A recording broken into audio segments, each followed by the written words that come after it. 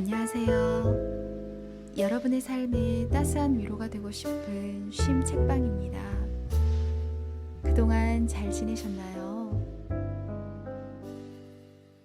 오늘은 미국의 유명 심리학자이자 자기계발 작가인 웨인 다이어 박사가 쓴 행복한 이기주의자라는 책을 준비했습니다.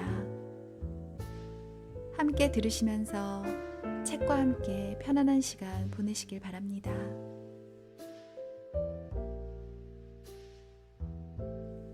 구독, 좋아요, 알림 설정 잊지 않으셨죠? 더 좋은 영상을 만드는 큰 힘이 됩니다.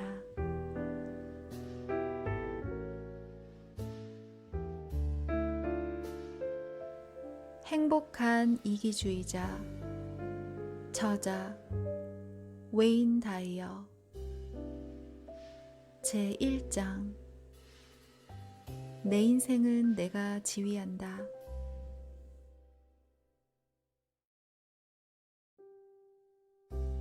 위대함의 본질은 다른 사람들이 이성을 잃고 날뛰는 상황 속에서도 차곡차곡 자기 실현을 구할 수 있는 능력이다. 뒤를 돌아다 보라. 늘 나의 뒤를 따라다니는 또 다른 내가 보일 것이다. 딱히 붙일 만한 이름도 없으니 그를 죽어있는 나라고 부르자.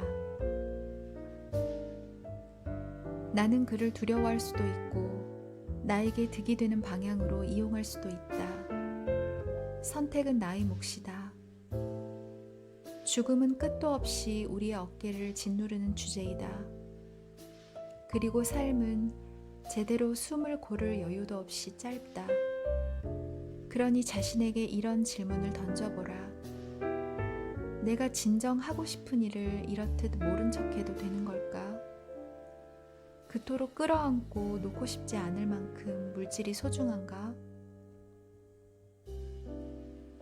이러한 질문에 대한 우리의 대답은 필시 다음 몇 마디로 요약될 것이다.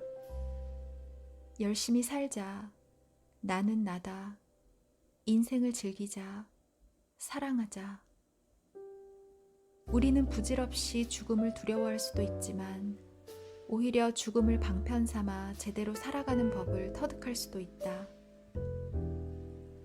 러시아의 문호 레프 니콜라이에비치 톨스토이의 단편 소설 이반 일리치의 죽음의 주인공 이반 일리치는 죽음의 신을 기다리며 다른 사람에게 철저히 지배당했던 자신의 과거를 회상한다.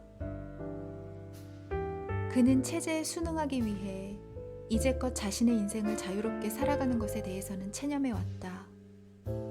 모든 사람에게 평등한 죽음의 신을 기다리면서 그는 자신의 일생을 이렇게 회상한다. 만일 내 일생이 모두 잘못된 것이라면 이전에는 도저히 생각할 수도 없었던 것, 다시 말해 그동안 인생을 제대로 살지 못했다는 느낌이 결국은 진실일지도 모른다고 그는 문득 생각했다. 이제껏 사소한 충동이 일어나면 그것을 곧바로 억제해 왔는데 실은 그런 충동이 오히려 진짜이고 그 외의 것들은 모두 가짜였던 것이 아닐까? 직책도 생활과 가정사도 사회적 또는 직무상의 이해관계도 모두 가짜였는지도 모른다. 이런 것들을 모두 성실하게 지키고자 노력했던 그는 갑자기 그 모든 것들이 덧없게 느껴졌다. 지켜야 할 것 따위는 아무것도 없었다. 내 의지대로 살면서 내 인생을 스스로 선택해도 괜찮을까라는 쉽지 않은 결정을 앞에 두고 고민해야 할 상황에 처한다면 이렇게 자문해보라. 대체 언제까지 죽어있을 작정인가? 이렇듯 죽음을 넘나드는 통찰을 지니고 있으면 우리는 스스로 결정을 내릴 수 있다. 내가 실제로 감당해낼 수 있을까 하는 걱정, 불안, 미심쩍음, 그리고 정말이지 제대로 살고 있는 것처럼 보이는 다른 사람들에 대한 열등감도 떨쳐버릴 수 있다.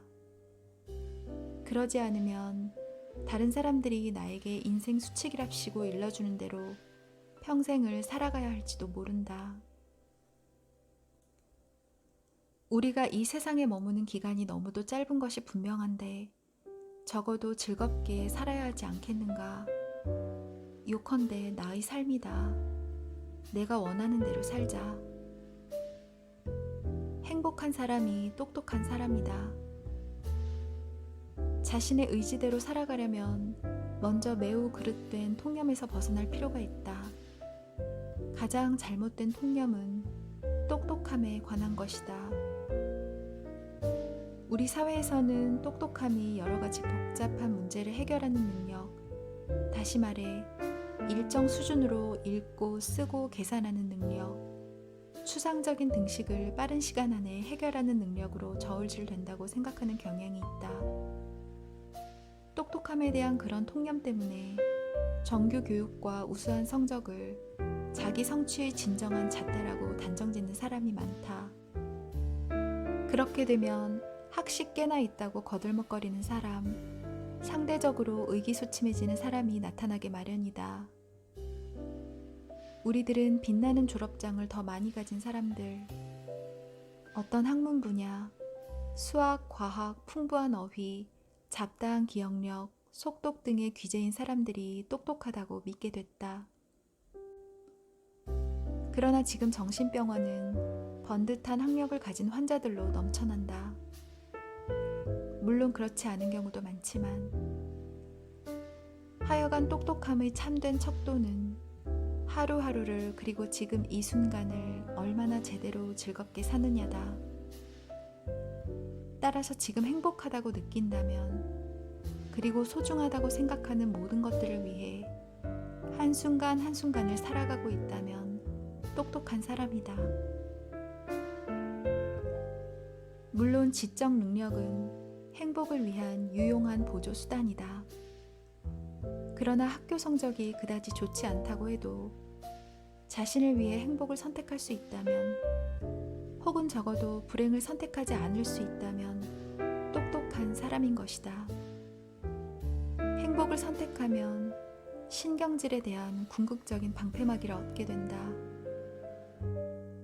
이상하게 들리겠지만 애초에 신경질 같은 것은 존재하지도 않는다. 신경은 성질을 부리지 않는다. 인체를 해부해 놓고 눈을 씻고 들여다봐도 성깔을 부리고 있는 신경은 어디에도 보이지 않는다. 똑똑한 사람들은 신경질을 내지 않는다. 스스로를 통제할 수 있기에. 똑똑한 사람들은 의기소침해지기보다 행복을 선택하는 법을 알고 있다. 삶의 문제에 대처하는 방법을 알고 있기 때문이다. 나는 방금 그들이 문제를 해결한다고는 말하지 않았다. 그들은 문제 해결 능력이 아닌 자신이 행복하고 소중해질 수 있는 능력을 똑똑함의 잣대로 삼는다. 문제가 해결되느냐 안 되느냐는 별개의 문제다. 당신이 진정 똑똑한 사람인지 아닌지는 힘겨운 상황에 부닥쳤을 때 기분을 어떻게 다스리기로 작정했느냐에 따라 가늠할 수 있다. 이 세상에 삶의 고단함을 어깨에 짊어지지 않은 사람은 없다. 사회라는 테두리 안에서 다른 사람들과 관계를 맺고 있는 사람들은 모두 엇비슷한 어려움들을 겪고 있다. 말다툼이나 갈등 또는 타협은 인간이라면 피할 수 없는 문제들이다. 마찬가지로 금전, 나이듦, 병, 죽음, 자연재해, 사고도 거의 모든 사람들에게 어려움을 주는 상황들이다. 그러나 그런 일이 일어나더라도 스스로를 올가매는 수렁 같은 의기소침이나 불행을 피해가면서 상황을 잘 헤쳐나갈 수 있는 사람이 있는가 하면 좌절하거나 무기력해지거나 신경질을 부리는 사람도 있다. 그런 문제들을 인간이기 때문에 어쩔 수 없이 부딪힐 수밖에 없는 상황으로 받아들이면서 그저 문제가 있느냐 없느냐로 행복을 저울질하지 않는 사람이야말로 우리들 가운데 가장 똑똑한 사람이다. 스스로를 자신의 중심에 세우는 법을 배우는 데에는 완전히 새로운 사고 과정이 필요하다. 그러나 우리 사회에는 한 개인이 책임 있는 인간이 되는 것을 방해하기 위해 작당하는 세력들이 너무도 많기 때문에 그런 사고 과정을 체득하는 것이 분명 쉬운 일은 아니다. 하지만 마음만 먹으면 어느 때고 나 자신이 선택한 대로 감정을 다스릴 수 있다고 믿어야 한다.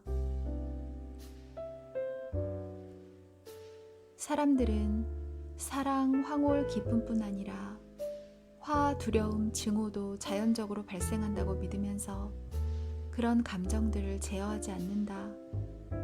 그저 받아들이기만 할 뿐이다. 슬픈 상황이 벌어지면 슬퍼하고 이내 기분이 좋아질 수 있도록 무언가 행복한 일이 생기기만을 두 손 놓고 기다리는 것을 당연하게 여긴다.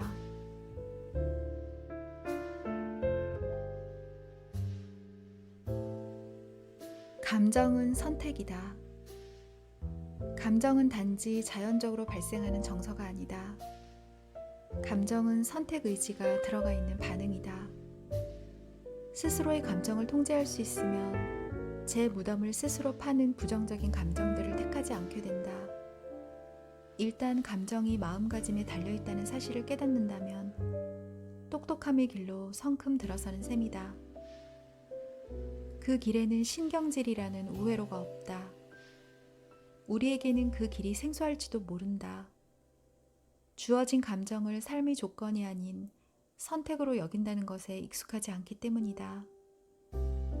하지만 그것이야말로 한 개인이 누릴 수 있는 자유의 핵심이다. 감정을 통제할 수 없다는 그릇된 통념은 논리를 통해 깨뜨릴 수 있다. 간단한 3단 논법, 대전제, 소전제 두 전제 사이의 일치를 바탕으로 결론을 내리는 추론 방식을 이용해보자. 이성적, 감성적으로 자신을 통제하는 과정에 들어설 수 있을 것이다. 아리스토텔레스는 남성이다. 남성은 모두 수염이 있다. 따라서 아리스토텔레스는 수염이 있다. 아리스토텔레스는 수염이 있다. 남성은 모두 수염이 있다. 따라서 아리스토텔레스는 남성이다. 첫 번째 예는 논리적이지만 두 번째 3단 논법은 비논리적이다. 여기서 알 수 있듯이 논리를 이용할 때에는 대전제와 소전제가 어긋나지 않도록 주의해야 한다. 두 번째 3단 논법에 의한다면 아리스토텔레스가 원숭이나 두더지가 될 수도 있지 않겠는가. 이제 스스로 감정 세계를 통제할 수 없다는 생각에서 영원히 벗어날 수 있는 논리 연습을 해보자. 나는 내 생각을 통제할 수 있다. 내 감정은 내 생각에서 비롯된다. 따라서 나는 내 감정을 통제할 수 있다. 여기에서 대전제는 논박의 여지가 없다. 누구든 생각은 자유롭다. 사람은 생각하고자 하는 것은 무엇이든 생각할 수 있다. 무언가가 느닷없이 내 머릿속으로 비집고 들어온다고 해도 우리는 그 생각을 몰아낼 수 있다. 따라서 우리는 우리의 정신세계를 통제할 수 있다. 누가 나에게 분홍색 양을 떠올려 보세요 라고 말해도 나는 초록색 양을 떠올릴 수 있다. 양이 아니라 돼지나 내가 원하는 것은 무엇이건 떠올릴 수 있다. 내 머릿속으로 들어오는 것을 생각으로 통제하는 데에는 어느 누구의 도움도 필요 없다. 아직 믿을 수 없다면 이렇게 자문해보라. 내가 내 생각을 통제하지 않으면 도대체 누가 하는가? 배우자가? 직장 상사가? 아니면 어머니가? 만에 하나 그들이 당신의 생각을 통제한다면 그들이야말로 정신과 치료를 받아야 할 사람들이다. 그들만 병원으로 보내버리고 나면 당신의 상태는 금세 나아질 것이다. 허나 우리는 그들이 나의 사고를 통제한다고 생각하지 않는다. 나의 사고 중추를 통제하는 것은 나뿐이다. 물론 일상생활이 아닌 조건부 실험 상황 등 극단적인 경우는 제외다. 나의 생각은 나 자신의 것으로 오로지 나만이 유지하고 바꾸고 통제할 수 있다. 소전제도 상식을 동원해 따져보면 별로 왈가왈부할 게 없다. 먼저 생각을 거치지 않고서는 감정을 느낄 수 없다. 머리가 없다면 느낄 수 없는 것이다. 감정은 생각에 대한 신체적 반응이다. 울거나 얼굴을 붉히거나 심장 박동수가 늘어나거나 하는 여러 감정 반응 가운데 어느 하나라도 나의 사고 중추로부터 신호를 받지 않는 것은 없다. 사고 중추가 손상되거나 파손되면 감정 반응도 일어나지 않게 된다. 뇌가 어떤 식의 손상을 입게 되면 육체적 통증마저 느끼지 못할 수 있다. 말 그대로 가스레인지 위에 손을 올려도 통증이 느껴지지 않는다. 사고 중추를 통하지 않고서는 몸의 어떤 감각도 느낄 수 없다. 따라서 위의 소전제는 진실 안에 들어앉은 셈이다. 감정을 느끼기에 앞서 항상 생각을 하게 되며 뇌가 없다면 어떤 감정도 느낄 수 없다. 결론 역시 이치에 들어맞는다. 생각을 통제할 수 있고 그 생각에서 감정이 생긴다면 감정도 통제할 수 있다. 감정을 느끼기에 앞서 작용하는 생각을 잘 움직이면 되기 때문이다. 요컨대 우리는 주위의 상황이나 사람들이 우리를 불행하게 만든다고 믿고 있지만 사실은 그렇지 않다. 내가 불행하다면 그 이유는 주위의 사람이나 사물에 대해 내가 가지고 있는 생각 때문이다. 거침없고 다부진 사람이 되려면 그 생각을 바꿀 줄 알아야 한다. 일단 생각을 통제할 수 있으면 새로운 감정이 생겨날 것이며 거침없는 삶을 향해 첫 발을 내딛게 될 것이다. 이 3단 논법을 좀 더 우리 실생활에 접근하여 적용해보자. 존의 경우를 예로 들어보겠다. 존은 상관이 자신을 바보 취급한다고 생각하면서 밤낮으로 고민했다. 그가 자신을 깔본다는 생각에 매우 불행했다. 그러나 그가 존을 미련 곰탱이로 생각한다 한들 존이 그 사실을 몰랐더라면 불행했을까? 불행할 턱이 없다. 어찌 알지도 못하는 사실 때문에 불행할 수 있겠는가? 그러므로 그의 상관이 생각하거나 또는 생각하지 않은 것 때문에 존이 불행한 것은 아니다. 존을 불행하게 만든 것은 다름 아닌 존 자신의 생각이다. 더욱이 존은 다른 사람의 생각을 자신의 생각보다 훨씬 중요하게 생각하면서 자신을 불행으로 내몰았다.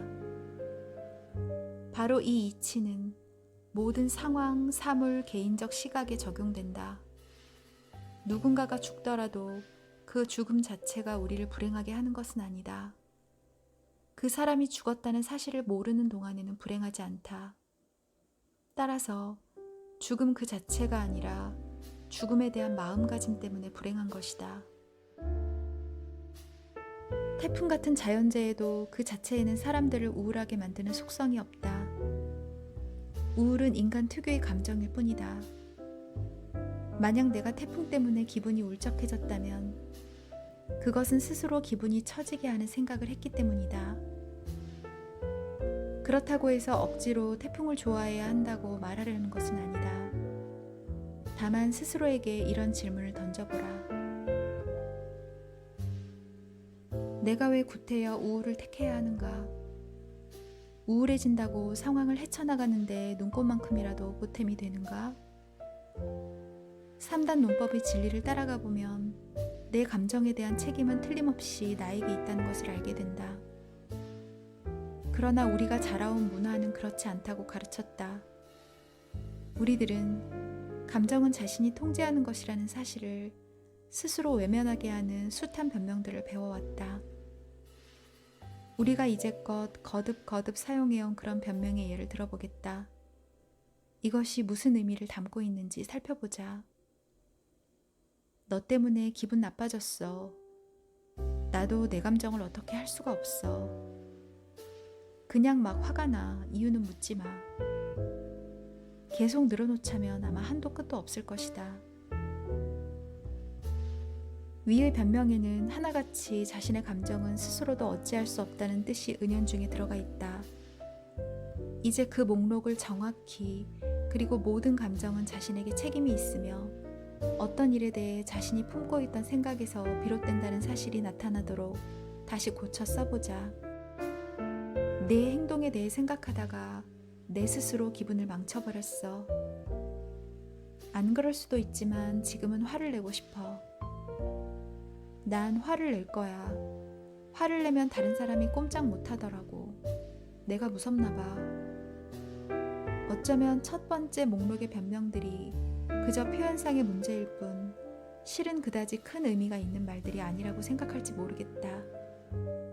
그러나 이런 변명들은 우리 문화에서 사람들이 시시때때로 사용하는 말들이 되고 있다. 만약 표현상의 문제일 뿐이라고 말하고 싶다면 왜 두 번째 목록의 말들은 우리 사회에서 틀에 박힌 문구가 되지 않았을까? 이에 대한 답은 첫 번째 목록의 사고를 가르치고 두 번째 목록의 논리를 꺾어버리는 우리 문화에서 찾을 수 있다. 여기에서 말하고 싶은 것은 명료하다. 내 감정에 대한 책임은 바로 나에게 있다는 것이다. 나는 생각하는 대로 느끼며 마음만 먹으면 어떤 일에 대해 다른 식으로 생각하는 법을 배울 수도 있다. 내가 그러겠다고 결심만 한다면 말이다. 자신에게 질문을 던져보라. 불행하다고, 우울하다고, 기분이 상한다고 보탬이 되는 일이 있는지, 나를 맥 빠지게 하는 기분으로 몰아넣고 있는 생각은 또 어떤 것들인지.